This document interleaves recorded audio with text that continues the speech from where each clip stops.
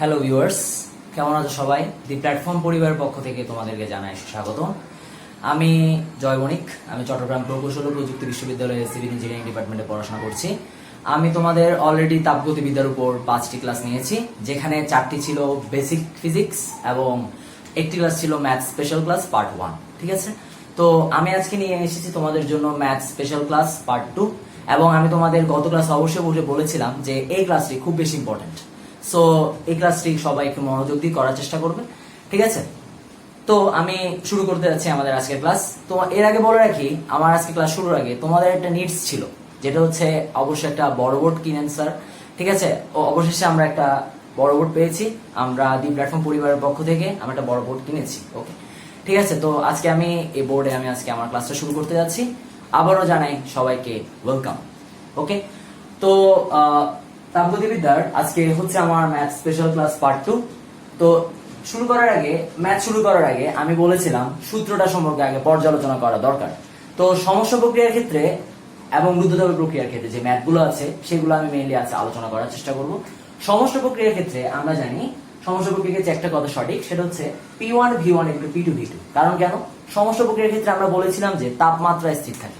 ঠিক আছে, যেহেতু তাপমাত্রা স্থির থাকে, তাহলে এই অবস্থায় যে প্রসারণটা হবে সেটা হচ্ছে সমস্ত প্রসারণ, আর যে যদি সংকোচন হয় সেটা হচ্ছে সমস্ত সংকোচন। তো সমস্ত প্রক্রিয়ার ক্ষেত্রে আমরা কেমিস্ট্রি ফার্স্ট পেপার মানে কেমিস্ট্রি সেকেন্ড পেপারের ফার্স্ট চ্যাপ্টারে আমরা এই সূত্রটা পড়বো, যেটা হচ্ছে বয়েলের সূত্র। ঠিক আছে, যদি তাপমাত্রা স্থির থাকে তবে সেক্ষেত্রে আমরা বয়েলের সূত্রটা অ্যাপ্লাই করতে পারি সমস্ত প্রক্রিয়ার ক্ষেত্রে। সেটি হচ্ছে P1 V1 P2 V2। ওকে, এখন এই সূত্রটার উপর আমরা কিছু ম্যাথ করব। দেখো, আমাদের একটা ম্যাথ অলরেডি এখানে দেওয়া আছে। একটা সিলিন্ডারে 300 কেলভিন তাপমাত্রায় এবং 4 atm চাপে 10 লিটার গ্যাস আবদ্ধ আছে। সমস্ত প্রক্রিয়ায় চাপ দ্বিগুণ করা হলে গ্যাসের আয়তন কত হবে? তাহলে আমাদের এখানে কি কি তথ্য দেওয়া আছে আমরা আগে এগুলো এখানে ছোট করে লিখি। দেওয়া আছে কি কি দেওয়া আছে?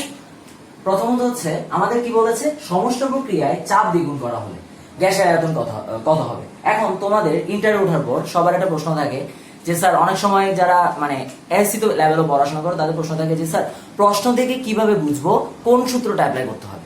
ওকে, দেখো আমি আজ বলে দিচ্ছি। এখানে কি কি দেওয়া আছে? সমস্ত প্রক্রিয়া তো দেওয়াই আছে, সমস্ত প্রক্রিয়া কথাটা যদি নাও দেওয়া থাকে তখন কি করতে হবে? তাপমাত্রা একটা দেওয়া থাকে। ওকে, এখন দেখো কি বলেছে তোমাকে, চাপ দ্বিগুণ করা হলে গ্যাসের আয়তন কত হবে। দ্যাট মিন্স কি, তোমাকে চাপ দেওয়া আছে, তোমাকে আয়তন বের করতে হবে এবং সমস্ত প্রক্রিয়া। তো সমস্ত প্রক্রিয়ার ক্ষেত্রে আমরা নরমালি কি জানি, সূত্র হচ্ছে P1 V1 হচ্ছে কত, P2 V2। ঠিক আছে, তো আমাদের এখানে কি কি ডাটা দেওয়া আছে আমরা এই ডাটাগুলো আগে একবার লিখে নিই। ডাটা দেওয়া আছে কি কি? চাপ, আদি চাপ কত? আদি চাপ দেওয়া আছে P1 সমান 4 অ্যাটমসফিয়ারিক চাপ। এটিএম হচ্ছে চাপের একক। এবং আয়তন কত দেওয়া আছে? আদি আয়তন দেওয়া আছে V1 সমান 10 লিটার। এরপর কত বলা হচ্ছে?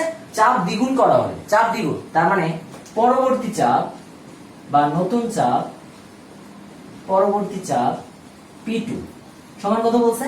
দ্বিগুণ করা হয়েছে না? দ্বিগুণ করা হয়েছে মানে কি? আদি চাপের দ্বিগুণ। আদি চাপের দ্বিগুণ হলে আমরা কি করব? 2P1। দ্যাট মিন্স কি, 2 into 4 তার মানে কত আসে? 8 atm, 8 অ্যাটমসফিয়ারিক চাপ। ওকে, তাহলে নতুন আয়তন আমাদের কি করতে হবে? নতুন আয়তন আমাদের কি করতে হবে? বের করতে হবে। দ্যাট মিন্স আমরা বলতে পারি পরবর্তী আয়তন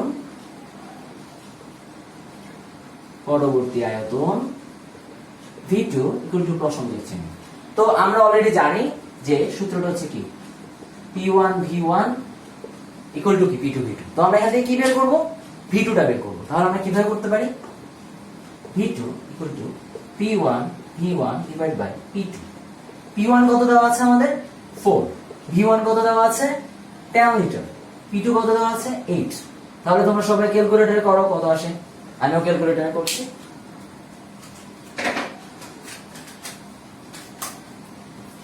4 into 10 divided by 8 এসেছে 5। কত এসেছে? 5। দ্যাট মিন্স আমাদের নতুন আয়তন কত 5 লিটার।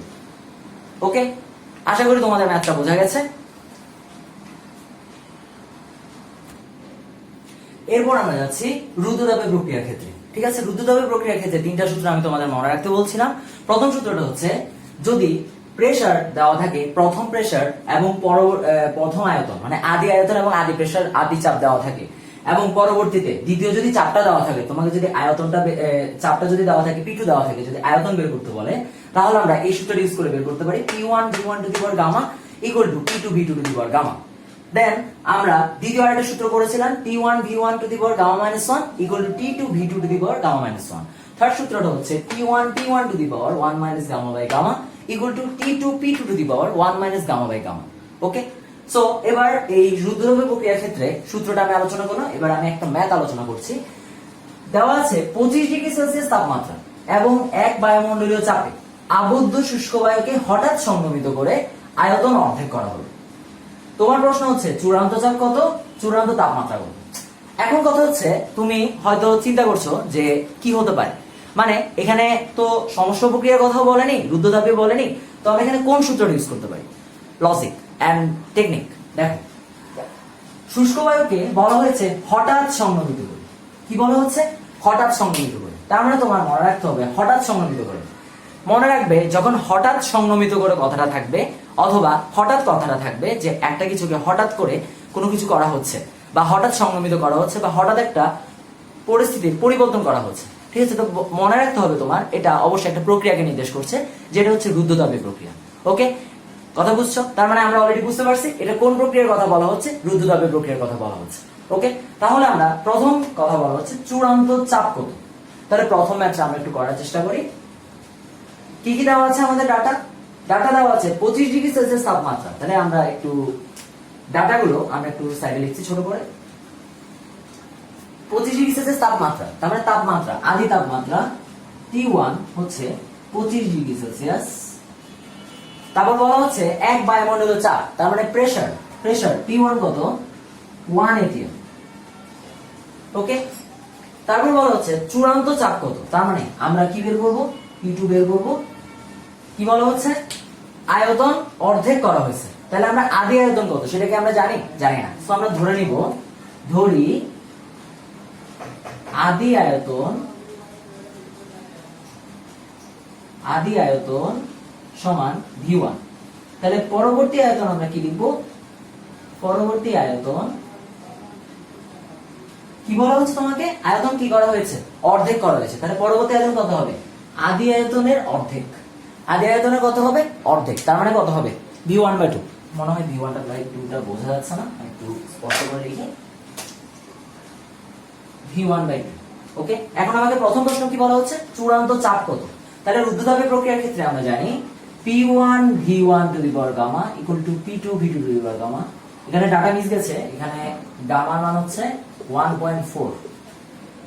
ওকে, তাহলে আমাদের এখানে দেখো আমাদের কি বের করতে হবে? চূড়ান্ত চাপ, তার মানে কত? V2 টা বের করতে হবে। তাহলে আমরা এখানে লিখব চূড়ান্ত চাপ P2 equal two question mark. আচ্ছা, P2 টা তো আমরা অলরেডি লিখেছি, তাহলে আমাদের প্রয়োজন নেই। তো দেখো আমরা লিখছি P1 V1 to the power gamma equal to P2 V2 to the power gamma. আমাদের কি বের করতে হবে? P2। তার মানে আমরা লিখতে পারি P2 equal to V1/V2 whole to the power gamma into P1। তাহলে V1 কত? V1 রয়ে গেল। P2 কত? V2 বলা হচ্ছে কত? V1/2 ইনটু কত বলা হচ্ছে? Two the power gamma. গামার মান কত? 1.4 ইনটু P1 কত? 1। ওকে, অতটুকু আশা করি তোমাদের বোঝা গেল। ওকে, দেন আমরা যদি কাটাকাটি করি কত আসে? V1 কাটাকাটি চলে যায়, থাকে 2 টু দি পাওয়ার 1.4 ইনটু 1। ক্যালকুলেটরে করো সবাই, দেখো কত আসছে। 2.64 atm। কত এসেছে? 2.64 atm। আশা করি এই ম্যাথটা তোমাদের বোঝা গেছে। তাহলে আমরা পরবর্তী ম্যাথটাতে যাচ্ছি। পরবর্তী ডাটাগুলো আমরা সব দেওয়া আছে আগের মতোই। পরবর্তী ম্যাথে বলা হচ্ছে চূড়ান্ত তাপমাত্রা কত। তাহলে তাপমাত্রা কত যদি বলা হচ্ছে, আমাদের দেখতে হবে এই তিনটা সূত্রের মধ্যে কোন সূত্র পড়ে। কি চূড়ান্ত চাপের সূত্র আমরা বের করে ফেলেছি, বলেছে চূড়ান্ত তাপমাত্রা। আর কি দেওয়া ছিল? চাপ আমরা আগের ম্যাথ থেকে আমরা বের করেছি। ওকে, আমাদের প্রশ্নে কি কি দেওয়া আছে? আয়তন দেওয়া আছে আর তাপমাত্রা বের করতে বলেছে। আমরা কোন সূত্র? আয়তন আর তাপমাত্রা। দ্যাট মিন্স আমাদের প্রথম সূত্রটা শেষ, আমরা দ্বিতীয় সূত্রটা অ্যাপ্লাই করব। দ্যাট মিন্স কি T1 V1 to the power gamma minus 1 equal to T2 V2 to the power gamma minus 1। এখন আমাদের যে ডাটাগুলো দেওয়া আছে এখান থেকে আমরা P1 আর P2 আমাদের লাগবে না। T1 দেওয়া আছে, আমরা T2 নতুন তাপমাত্রাটা আমরা কি করব? বের করব। এটা কিভাবে বের করতে পারি? T2 equal to V1 by V2 whole to the power gamma minus 1 into T1। তাহলে V1 বাই V2 আমরা অলরেডি আগে করেছি আগের ম্যাথটাতে, যে V1 বাই 2 আসে, গামা মাইনাস 1 হচ্ছে 2.4 মাইনাস 1 ইনটু T1 হচ্ছে 25 ডিগ্রি সেলসিয়াস। এখন তোমার প্রশ্ন থাকতে পারে যে ভাই আমি কি 25 ডিগ্রি সেলসিয়াস রেখে দিব? ভুলেও না, ঠিক আছে? 25 ডিগ্রি সেলসিয়াসকে আমরা ক্যালভিনে নিয়ে যাব। যদি 25 ডিগ্রি এর সাথে আমরা ক্যালভিনে 173 যোগ করি তাহলে আমাদের কত আসে? 25 ডিগ্রি সেলসিয়াস। ক্যালভিন হচ্ছে কত? 273। That means 298 kelvin. এখানে কত বসবে? 298। দেখি সবাই করো ক্যালকুলেটরে, দেখো কত আসছে।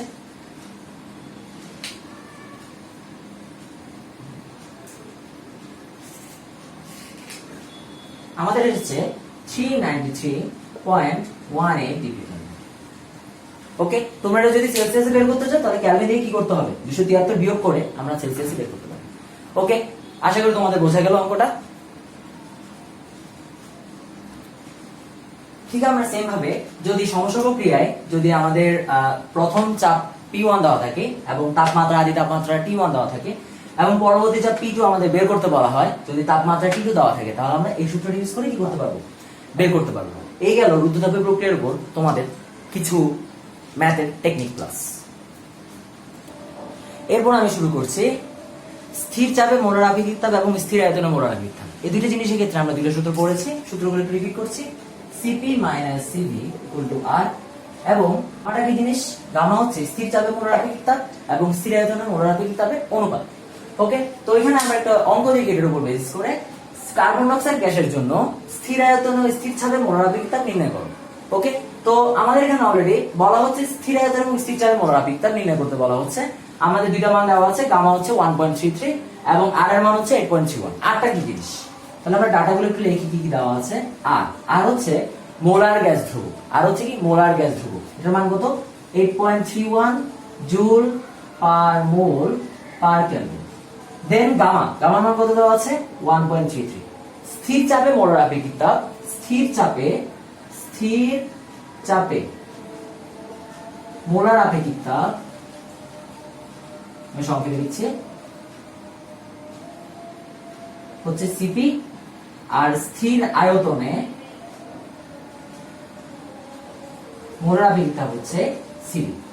এই দুটো আমাদের কি করতে হবে? বের করা লাগবে। ওকে, এই দুটো আমাদের কি করতে হবে? বের করতে হবে। তো আমরা অলরেডি জানি কি? আমরা জানি CV minus CD equal to R. আবার গামা ইকুয়াল টু কি জানি আমরা? গামা ইকুয়াল টু জানি আমরা সিপি বাই সিবি। ওকে, যদি gamma equal to CP by CV হয় তাহলে আমরা কি লিখতে পারি? সিপি ইকুয়াল টু কত? Gamma CV. এটাকে দিলাম 1 নাম্বার। সিপি এর মান একে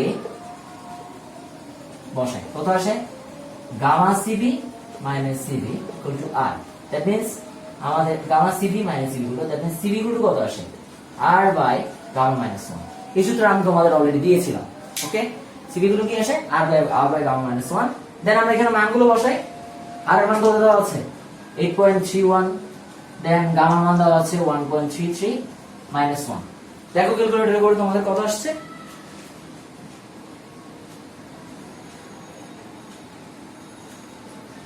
25.18 জুল পার মোল পার কেলভিন।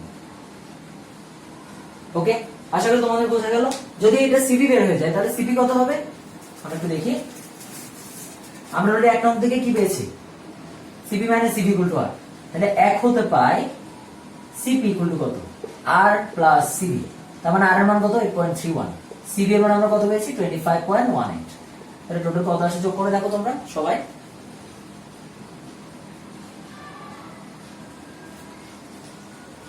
33.49 জুল পার মোল পার কেলভিন। ওকে, আশা করি তোমাদের বোঝা গেছে। তো এই আজকে যে ম্যাথগুলো আলোচনা করলাম, এই ম্যাথগুলো তোমাদের জন্য খুব বেশি ইম্পর্টেন্ট।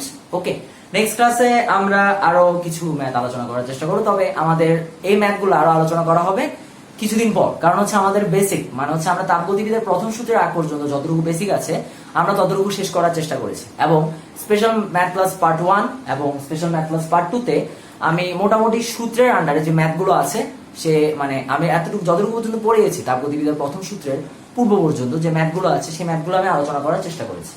ওকে, নেক্সট ক্লাসে আমি তোমাদের থিওরি ক্লাস নিয়ে আসবো, ঠিক আছে? তাপগতিবিদের দ্বিতীয় সূত্র থেকে আমি আমার ক্লাস শুরু করবো।